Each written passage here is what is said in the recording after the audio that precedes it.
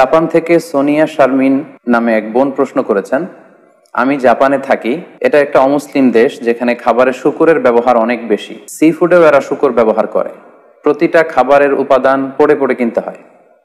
দেশটা দ্বীপ দেশ বলে সামুদ্রিক অনেক প্রাণী খাবারে ব্যবহার করা হয়। আপনাকে অনুরোধ করছি যাতে যদি আপনি আমাদেরকে জানাতেন যে সামুদ্রিক কোন কোন প্রাণী খাওয়া যাবে আর কোনটা খাওয়া যাবে না, বললে খুবই উপকার হতো। উদাহরণস্বরূপ শামুক, ঝিনুক, অক্টোপাস, স্কুইড, কাঁকড়া, এগুলো এখানকার অনেক হালাল নুডলসেও দেয়া থাকে। বাংলাদেশি হওয়ায় এগুলো তেমন একটা খাওয়া হয়নি। এগুলো কি হালাল? প্রিয় বোন, আপনাকে ধন্যবাদ। আপনি সি ফুড খাওয়া, সি ফুডের কিছু আইটেমের কথা উল্লেখ করেছেন, এগুলো খাওয়া হালাল কিনা এ ব্যাপারে আপনি জানতে চেয়েছেন। স্পেসিফিকলি সামুদ্রিক কোন কোন প্রাণী খাওয়া যাবে আর কোন কোন প্রাণী খাওয়া যাবে না, এটি ছিল আপনার প্রশ্ন। বিশেষ করে উদাহরণস্বরূপ শামুক, ঝিনুক, অক্টোপাস, স্কুইড এবং কাঁকড়ার কথা আপনি উল্লেখ করেছেন। এই প্রশ্নের উত্তরে আমরা বলবো যে আল্লাহ তাআলা আমাদের জন্য, বিশ্বাসীদের জন্য যেটা তৈয়িবাত অর্থাৎ পবিত্র খাবার রয়েছে, এগুলোকে খাওয়া আমাদের জন্য হালাল করেছেন। আর যত খাবাইস বা অপবিত্র নোংরা খাবার রয়েছে সেগুলো তিনি আমাদের জন্য হারাম করেছেন। সূরাতুল বাকারার 172 নম্বর আয়াতে আল্লাহ তাআলা ইরশাদ করছেন, ইয়া আইয়ুহাল্লাযীনা আমানু কুলু মিন তাইয়্যিবাতি মা রাযাকনাকুম ওয়াশকুরু লিল্লাহি ইন কুনতুম ইয়্যাহু তা'বুদুন। অর্থাৎ ওহে বিশ্বাসীরা, আমি তোমাদেরকে পবিত্র জিনিস থেকে যেটা রিজিক হিসেবে দান করেছি তোমরা সেটা খাও, অপবিত্র কোনো কিছু তোমরা খেও না। পাশাপাশি সূরাতুল আরাফের 157 নম্বর আয়াতে আল্লাহ তাআলা ইরশাদ করছেন, ওয়া ইউহিল্লু লাহুমুত তাইয়্যিবাতি ওয়া ইউহাররিমু আলাইহিমুল খাবাইস। অর্থাৎ তিনি তোমাদের জন্য তৈয়িবাত বা পবিত্র খাবারগুলোকে তিনি হালাল করেছেন, আর অপবিত্র যত খাবার আছে এগুলো তিনি তোমাদের জন্য হারাম করেছেন। তো কোন জিনিস খাওয়া আমাদের জন্য হালাল আর কোনটা খাওয়া হারাম, এক্ষেত্রে আমরা বিশ্বাসীরা এই মূলনীতি সবসময় অবলম্বন করতে হবে যে যেটা তৈয়িবাত পবিত্র সেটা আমাদের জন্য খাওয়া, সেটা কনজিউম করা আমাদের জন্য হালাল, আর যেটা খাবাইস অপবিত্র সেটা কনজিউম করা আমাদের জন্য হারাম। যেমন কালামুল্লাহ মাজিদ আল্লাহ তাআলা আমাদেরকে জানিয়েছেন যে রক্ত খাওয়া হারাম, যেহেতু এটা খাবাইস। শূকরের গোশত খাওয়া হারাম, মৃত প্রাণী খাওয়া হারাম। আল্লাহ ছাড়া অন্য কোনো দেব দেবীর নামে যে প্রাণীগুলোকে স্লটার করা হয়েছে, উৎসর্গ করা হয়েছে, বলি দেয়া হয়েছে, এগুলোর গোশত খাওয়া হারাম, কারণ এগুলো সব হচ্ছে মিনাল খাবাইস, অপবিত্র। এ পর্যায়ে ডিরেক্টলি যদি আপনার প্রশ্নের উত্তরে আসি যে সি ফুডের ব্যাপারে, সমুদ্র থেকে প্রাপ্ত যে প্রাণী বা খাবার, এগুলোর ব্যাপারে কোরআন আমাদেরকে কি জানিয়েছে, সেক্ষেত্রে আমরা সূরাতুল মায়েদার 96 নম্বর আয়াতকে এখানে উল্লেখ করতে চাই, যেখানে আল্লাহ তাআলা ইরশাদ করছেন, উহিল্লা লাকুম সাইদুল বাহরি ওয়া তুআমুহু মাতাআল লাকুম ওয়া লিসাইয়ারা। অর্থাৎ তোমাদের জন্য সাগরের শিকারকে হালাল করা হয়েছে। সাগর থেকে আমরা মাছ বা অন্যান্য যে কোনো জিনিসই শিকার করি না কেন, সেটা খাওয়া, কনজিউম করা, সেটা আমাদের জন্য হালাল। পাশাপাশি সাগরে মৃত যা পাওয়া যায় এটাও আমাদের জন্য হালাল।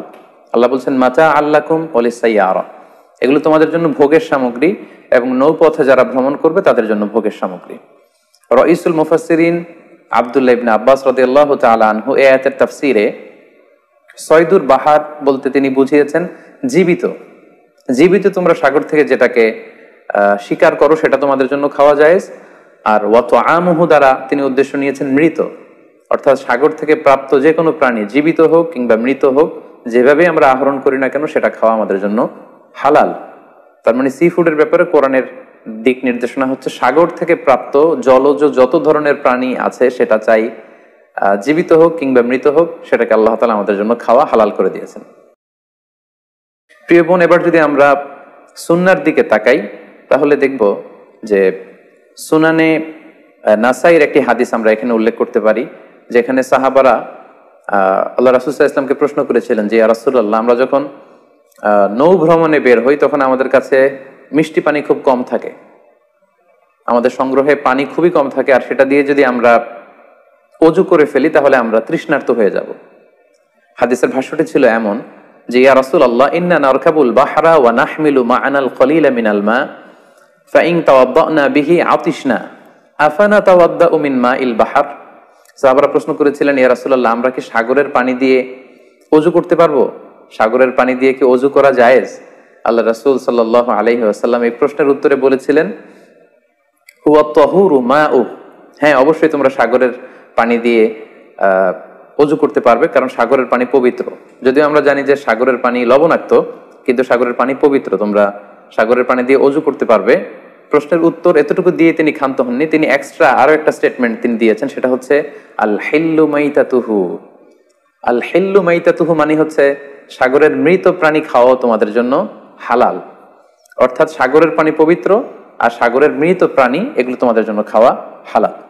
সম্মানিত শুধু কোরআনের এই আয়াতটি এবং সুনানে নাসাইর এই হাদিসের বর্ণনা থেকে, আল্লাহ রাসূল সাল্লাল্লাহু আলাইহি ওয়াসাল্লামের উত্তর থেকে আমরা বুঝতে পারলাম সাগর থেকে পাওয়া যত ধরনের সি ফুডের আইটেম হতে পারে, যত ধরনের খাবার হতে পারে, সেটা চাই জীবিত হোক কিংবা মৃত হোক, সেগুলো আল্লাহ তাআলা আমাদের জন্য কনজিউম করা, সেগুলো খাওয়া, সেগুলো আহরণ করা, সেগুলো শিকার করা আল্লাহ তাআলা আমাদের জন্য বৈধ করে দিয়েছেন।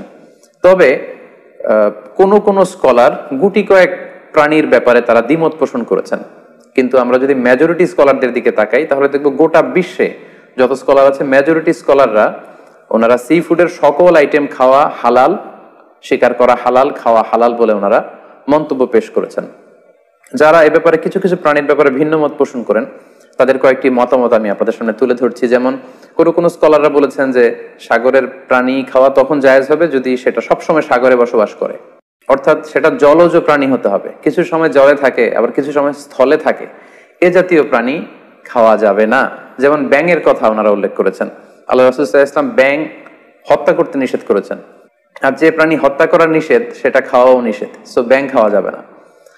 এই ক্ষেত্রে ওনারা কুমিরের কথা উল্লেখ করেছেন, কারণ কুমির পানিতেও থাকে আবার ডাঙ্গাতেও থাকে, আর কুমির হচ্ছে খুবই ফেরোসাস, খুবই হিংস্র প্রকৃতির প্রাণী, সো এটার গোশত খেলে ওইটার একটা অ্যাটিটিউড মানুষের মধ্যেও চলে আসতে পারে।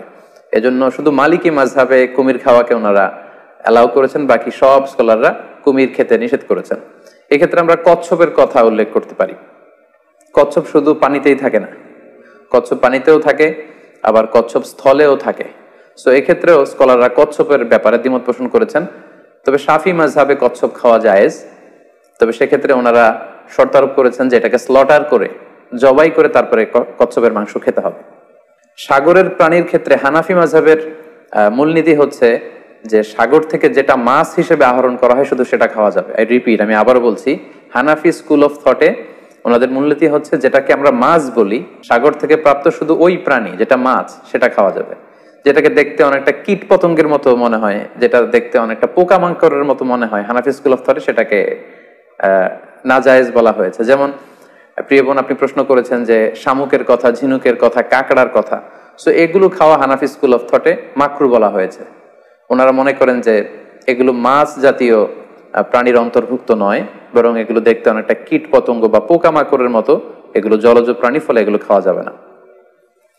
পাশাপাশি হানাফি স্কুল অফ থটে মাছের ক্ষেত্রেও নিয়ম হচ্ছে যে মাছটা জীবিত আপনাকে শিকার করতে হবে, সেটা যদি মৃত হয়, পানিতে ভেসে আছে, যেটাকে তফি বলে আরবিতে, এই জাতীয় মরা মাছ খাওয়া যাবে না। এর কারণ ওনারা এক্ষেত্রে খুব এক্সট্রা কশন ওনারা ব্যবহার করেছেন, অর্থাৎ মাছ যদি মরে পানিতে ভেসে থাকে সেক্ষেত্রে এটা কি স্বাভাবিক মৃত্যু হয়েছে মাছের নাকি বিষাক্ত কোনো জিনিস খেয়ে মাছের মৃত্যু হয়েছে সেটা আমরা জানি না। তো সেক্ষেত্রে ওনারা বলেছেন যে মরে পানিতে ভেসে আছে এরকম মাছ খাওয়া যাবে না, বরং জীবিত অবস্থায় আহরণ করতে হবে। পাশাপাশি হানাফি স্কুল অফ থটে আরো একটি বিষয়কে শর্ত আরোপ করা হয়েছে, সেটা হচ্ছে খবিস হতে পারবে না, মিনাল খাবাইস হতে পারবে না, অর্থাৎ দেখতে এটাকে একটু অপছন্দনীয় লাগে, দেখতে কেমন কেমন যেন লাগে। আমাদের মানবিক যেই আমাদের চিন্তা বা গুণাবলী, আমরা সাধারণত সেটাকে দেখতে সুন্দর লাগবে না, সেটাকে কেটে ফ্রাই করে খেতে আমাদের ভালো লাগবে না, এরকম হলেও সেটা খাওয়া যাবে না। তাদের মূলনীতি হেদায়েতে যেটা এসেছে সেটা হচ্ছে মাসিও আসামাক ফাহুয়া খবিস, সাগরের প্রাণীর মধ্যে মাছ ছাড়া যা আছে হানাফি স্কুল অফ থটে তারা বলছেন যে এগুলো সবগুলোই খবিস, এগুলো তৈয়িবাত নয়। কারণ আল্লাহ তাআলা আমাদেরকে যে তৈয়িবাত খাবারকে হালাল করেছেন সেটা এর অন্তর্ভুক্ত নয়। তো এই কয়েকটি দ্বিমত ছাড়া আমরা যদি গোটা ওয়ার্ল্ডের মেজরিটি স্কলারদের দিকে তাকাই তাহলে দেখব যে ওনারা সব ধরনের সি ফুডকে হালাল করে দিয়েছেন। কারণ কোরআনের এই আয়াতটি যেটি আমি বললাম যে উহিল্লা লাকুম সাইদুল বাহরি ওয়া তুআমুহু, এটি এবং রাসূল সাল্লাল্লাহু আলাইহি ওয়াসাল্লামের স্টেটমেন্ট আল হিল্লু মাইতাতুহু, সাগরের যে কোনো প্রাণী এটা মরা হলেও খাওয়া জায়েজ, এই আয়াতটি এবং এই হাদিসটি এটা হচ্ছে খুব জেনারেল স্টেটমেন্ট, ব্যাপকভাবে সাগর থেকে প্রাপ্ত সকল খাবারের ক্ষেত্রে এটা প্রযোজ্য। যদিও হানাফি স্কুল অফ থটে কিছু কিছু সি ফুডকে মাকরু বলা হয়েছে, কিন্তু এগুলোকে আসলে হারাম বলার সুযোগ নেই, কারণ কোনো প্রাণীকে খাওয়া হারাম এটা বলতে হলে অকাট্য দলিলের প্রয়োজন। আল্লাহ দিল্লাল কাতঈয়া ছাড়া আসলে কোনো জিনিসকে হারাম বলা যায় না। তো এক্ষেত্রে এটা রুচির ব্যাপার। আমরা যদি গোটা বিশ্বে দেখি যে মেজরিটি মুসলিম কান্ট্রিতে কাঁকড়া খাওয়া হচ্ছে, অনেক স্কলারদেরকেও আমরা দেখেছি ওনারা কাঁকড়া খাচ্ছেন, ওনারা স্কুইড খাচ্ছেন, অক্টোপাস খাচ্ছেন। তো সেক্ষেত্রে আমাদের রুচিতে যদি ভালো লাগে তাহলে আমরা খেতে পারি, এটা রুচির সাথে সম্পৃক্ত। আপনার রুচিতে যদি না কুলায় আপনি খাবেন না। যেমন এই ক্ষেত্রে আমরা উদাহরণস্বরূপ দব, হাদিসে যেটা গুইসাপ জাতীয় একটা প্রাণীর কথা সহিহ বুখারীতে এসেছে, যেটা আমাদের বাংলাদেশে অনেক এলাকায় সান্ডা বলে থাকে। তো এই গুইসাপ জাতীয় প্রাণী খাওয়া কিন্তু হারাম নয়। আমরা সহিহ বুখারীর বর্ণনায় জেনেছি যে আল্লাহ রাসূল সাল্লাল্লাহু আলাইহি ওয়াসাল্লামের স্ত্রী মাইমুনা রাদিয়াল্লাহু তাআলা আনহার বাসায় আল্লাহ রাসূল সাল্লাল্লাহু আলাইহি ওয়াসাল্লাম সহ অনেক সাহাবারা খেতে বসেছিলেন। সেখানে একটা প্লেটে গুইসাপকে ফ্রাই করে দেওয়া হয়েছিল। তো রাসূল সাল্লাল্লাহু আলাইহি ওয়াসাল্লাম খেয়াল না করে সাধারণ গোশত মনে করে সেখানে তিনি হাত দিচ্ছিলেন। তখন অনেক সাহাবারা, মহিলা সাহাবারা বললেন, ইয়া রাসূলুল্লাহ, এটা তো দব, এটা তো গুইসাপ। এই কথা শুনে আল্লাহ রাসূল সাল্লাল্লাহু আলাইহি ওয়াসাল্লাম সেখান থেকে হাতটা সরিয়ে নিলেন। তো এই দৃশ্য দেখে খালিদ ইবনে ওয়ালিদ রাদিয়াল্লাহু তাআলা আনহু জিজ্ঞেস করলেন, ইয়া রাসূলুল্লাহ, গুইসাপ খাওয়া কি হারাম? হারামুন আদ-দাব্বু ইয়া রাসূলুল্লাহ, আপনি যে হাত সরিয়ে নিলেন, গুইসাপ খাওয়া কি হারাম? আল্লাহ রাসূল সাল্লাল্লাহু আলাইহি ওয়াসাল্লাম বললেন যে না, গুইসাপ খাওয়া হারাম নয়, তবে আমি এটা খেয়ে অভ্যস্ত নই, আমাদের এলাকাতে এটা পাওয়া যায় না, এজন্য আমি এটা খাচ্ছি না। তাহলে বোঝা গেল এক্ষেত্রে এটা রুচির সাথে সম্পৃক্ত।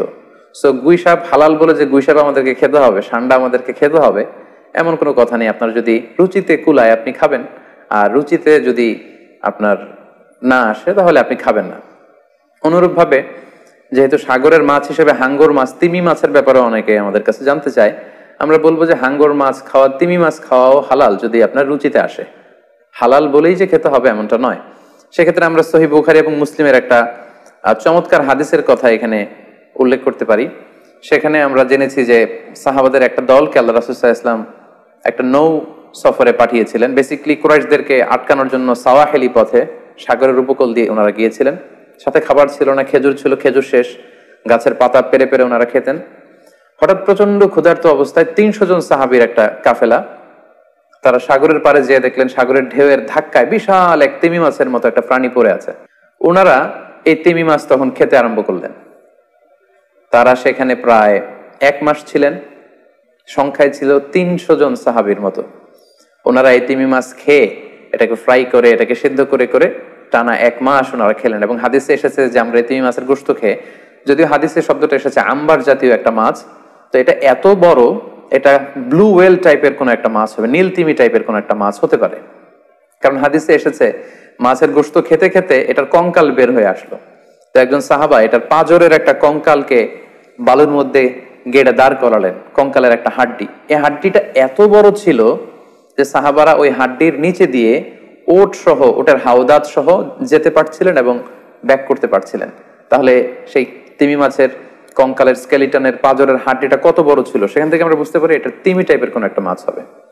সফর শেষ করে ওনারা যখন মদিনায় আসলেন তখন আল্লাহ রাসূল সাল্লাল্লাহু আলাইহি ওয়াসাল্লামকে ওনারা পুরো ঘটনা বৃত্তান্ত খুলে বললেন এবং জিজ্ঞেস করলেন, ইয়া রাসূলুল্লাহ, এই যে এত বড় তিমি মাছের মতো একটা মাছ যে আমরা খেয়েছি, আমরা তো জানি না এত বড় মাছ এটা খাওয়া শরীয়তে বৈধ কিনা। আল্লাহর হাবিব সাল্লাল্লাহু আলাইহি ওয়াসাল্লাম বললেন, এটা বৈধ, তিমি জাতীয় মাছ এগুলো খাওয়া বৈধ, এটা আল্লাহ তাআলা তোমাদের জন্য রিজিক হিসেবে রেখেছিলেন।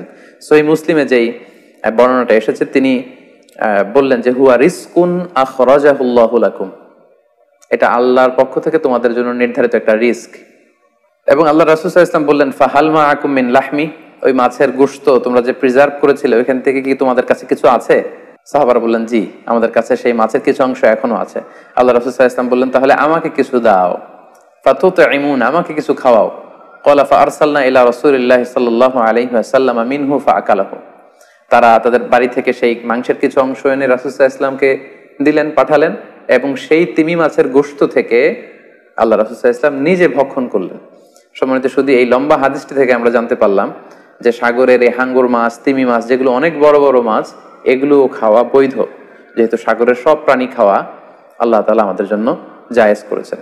তাহলে আমরা এই সিদ্ধান্তে উপনীত হতে পারি যে সামুদ্রিক সব ধরনের প্রাণী খাওয়া বা সি ফুড খাওয়া জায়েজ, যদি এটা স্বাস্থ্যের জন্য ক্ষতিকর নয় বা এর মধ্যে বিষাক্ত কোনো জিনিস নেই, এটা যদি প্রমাণিত হয়, অর্থাৎ বিষাক্ত নয় এবং ক্ষতিকর বলে প্রমাণিত নয়, এটা যদি আমরা নিশ্চিত হতে পারি, তাহলে আপনার রুচিতে কুলালে আপনি যে কোনো ধরনের সি ফুড খেতে পারেন। তবে যেগুলো ক্ষতিকর, যেমন আমরা জেলি ফিশের কথা জানি, স্টোন ফিশ, আমাদের বাংলাদেশে পিরানহা নামে এক মাছের কথা আমরা শুনেছি, যেটা খেলে মানুষের মৃত্যুর সম্ভাবনা আছে, এগুলো বিক্রি করা, এগুলো খাওয়া, কনজিউম করা, এগুলো সবগুলো হারাম। কারণ ক্ষতিকর কোনো জিনিস কোনো মুসলমান কনজিউম করতে পারে না।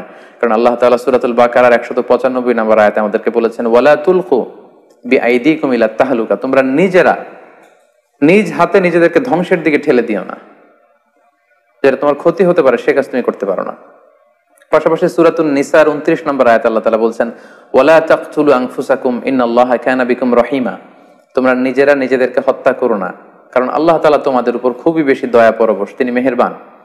তাহলে এই আয়াতগুলোর আলোকে আমরা বুঝতে পারলাম যে বিষাক্ত এবং ক্ষতিকর বলে প্রমাণিত নয় এরকম যে কোনো ধরনের সি ফুড যদি আপনার রুচিতে আসে আপনি খেতে পারবেন। ফলে শামুক, ঝিনুক, অক্টোপাস, স্কুইড, কাঁকড়া, যদিও হানাফি স্কুল অফ থটে এগুলোকে মাকরু বলা হয়েছে, কিন্তু এই ধরনের সি ফুডকে আসলে হারাম বলার কোনো সুযোগ নেই, এগুলো হালাল ইনশাআল্লাহ। আপনি চাইলে এগুলো কনজিউম করতে পারবেন, এগুলো খেতে পারবেন ইনশাআল্লাহ। আল্লাহ তাআলা আমাদের সবাইকে ইসলামকে সঠিকভাবে বুঝার, জানার এবং মানার তৌফিক দান করুক। আসসালামু আলাইকুম ওয়া রাহমাতুল্লাহি